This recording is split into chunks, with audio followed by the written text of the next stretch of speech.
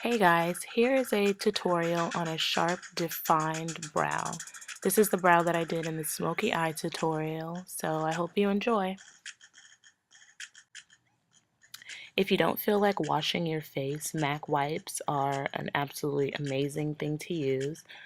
They have a sugar derivative in them, so that it works really well as an exfoliator, and it's not so harsh to where it's doing any damage or anything like that. Okay, so today we're going to be using a 266 brush. I actually did the tutorial using a gel brow cream called Deep Dark Brunette.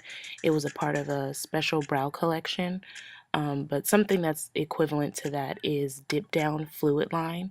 It's actually a gel eyeliner, but it works exactly the same because it's pretty much the same consistency. So I just kind of outline the shape of my brow on the bottom and then on the top, and then just kind of fill it in.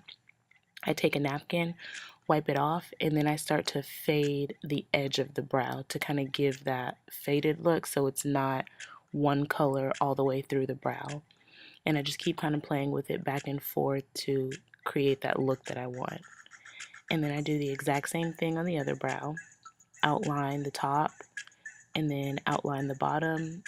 I kind of draw a longer line on the side of my brow where I don't have as much hair, and then just kind of fill it in, and then just kind of keep going over it to make sure that it's the perfect shape that you want for the defined brow.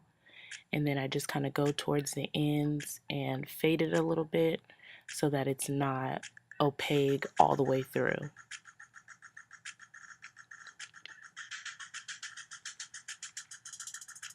It takes a couple tries to do that, to get that faded look towards the edge of the brow, but I just kind of keep going back and forth and not add any more product to the brush to, get it to look the way that I want.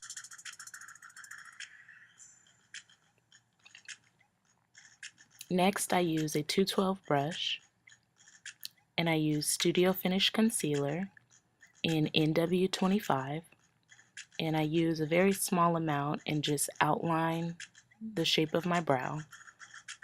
This concealer is very heavy.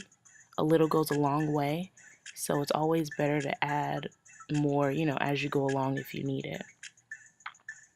Then I just kind of outline the top and then do the exact same thing on the other brow.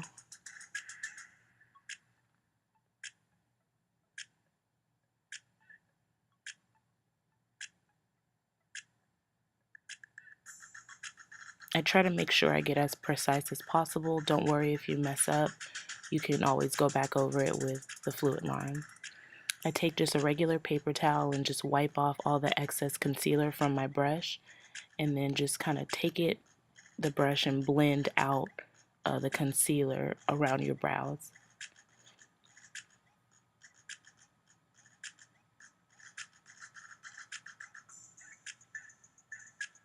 And make sure you get as close to your brow as possible so that you don't have that harsh, concealer line around it.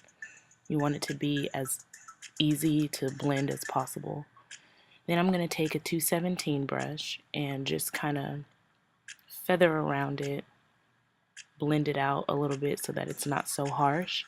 If I were to just stop here and only do my brows for the day, I would either, add my foundation around my face or add powder or whatever you want to do to make it much more natural looking and blend with the rest of your makeup. If not, you can keep going on to, your next step without putting any powder there. I continue to do a smoky eye, so you can catch the rest of that in the other tutorial. Sometimes at the bottom of your brows you can have that line that connects and makes a unibrow, so just make sure you break it up and just blend really well all around your brows. So this was the final look from the smoky eye tutorial. So I hope you enjoyed, and thanks for watching.